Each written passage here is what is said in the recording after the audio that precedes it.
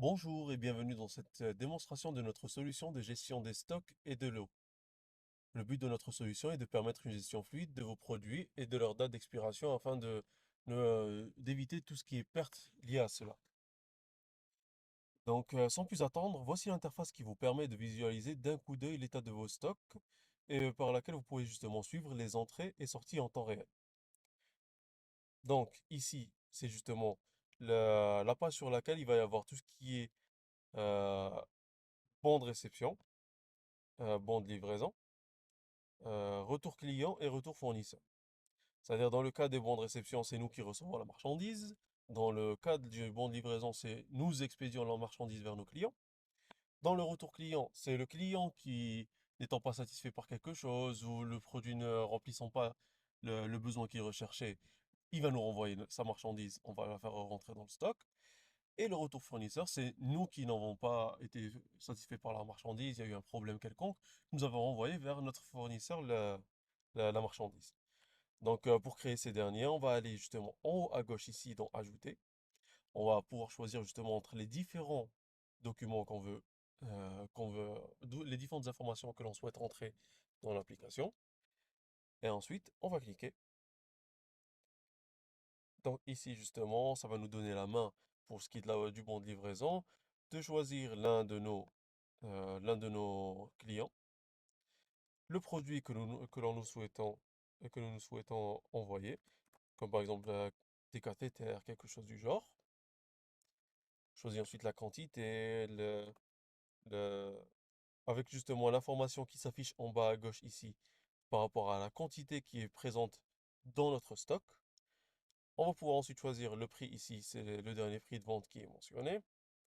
Et ça nous écrit ici en bas à gauche la marge que nous sommes en train d'obtenir sur ces produits. Bref. Donc, une fois sauvegardé, ça va créer le bon. Ah, il faut choisir le client, bien évidemment. Euh, donc, une fois cela fait, on va pouvoir sauvegarder et ça va créer le bon de réception. Bien, le bon de livraison dans ce cas-ci. Voilà. Donc, pour ce qui est de la gestion des stocks, déjà, on va commencer par faire une simulation d'une création de produit. On va ajouter un nouveau produit. Ce produit, on va dire que c'est une des compresses pour ce qui est du matériel chirurgical. Allez. C'est des instruments de chirurgie générale, on va dire. Allez. Ensuite, on va aller, on va faire le type de traçabilité par lot. Voilà, par lot avec date. C'est-à-dire que justement, c'est par rapport à la gestion de la date d'expiration. Une fois cela fait, on va pouvoir sauvegarder, ça va créer le produit dans notre base de données.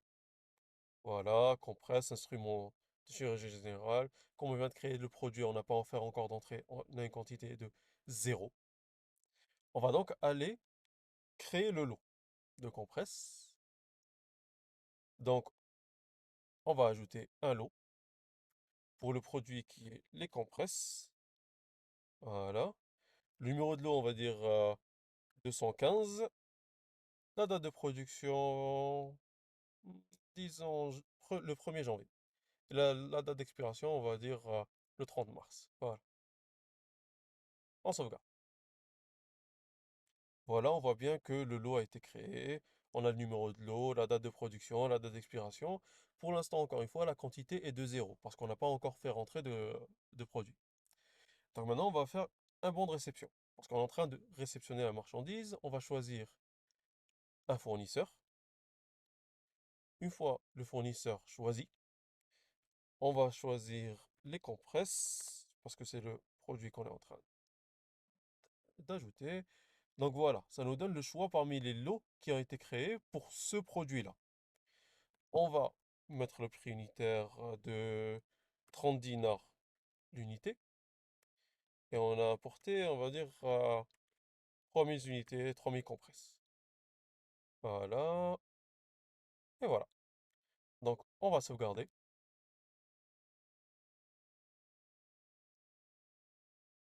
Voilà.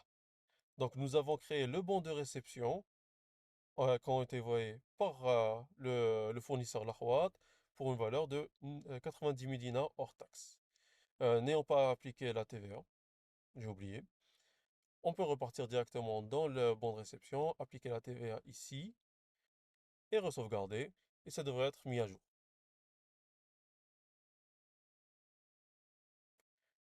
Voilà, donc le total de la TVA, la valeur de la TVA, et le total de toute taxe comprise. Ça, c'est par rapport au paiement, c'est un autre module qu'on abordera une autre fois.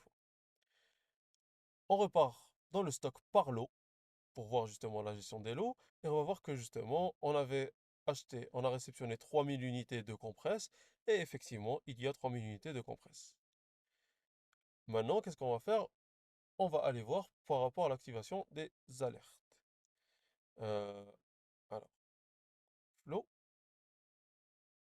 Donc, par rapport à la gestion des lots. Donc, il faut aller justement dans Workflow pour rajouter une alerte quelconque pour n'importe lequel des modules. Ce qui est bien, c'est que justement, c'est flexible et ça permet de personnaliser l'application. Donc, par exemple, là, c'est gestion des lots. Voilà. Donc, voilà, on sauvegarde. L'objet, c'est justement les lots. L'alerte va se déclencher avant une date, et cette date, ça va être la date d'expiration. On va dire, euh, dans un cas réaliste, en vrai, c'est 15 jours avant l'expiration. En général, c'est plusieurs mois, mais laissons-le à 15 jours. On va choisir ensuite l'action qui va être effectuée. Généralement, ça sera générer une notification afin que ça apparaisse ici en haut à droite, la notification et qu'il n'y ait pas de problème par rapport à ça. On va pouvoir ensuite rentrer un message. Le message, il est personnalisable. Si vous remarquez justement ici, on a le product name, product reference et product code dans le texte. Ça, c'est en bas à droite ici. Vous pouvez cliquer ici et avoir les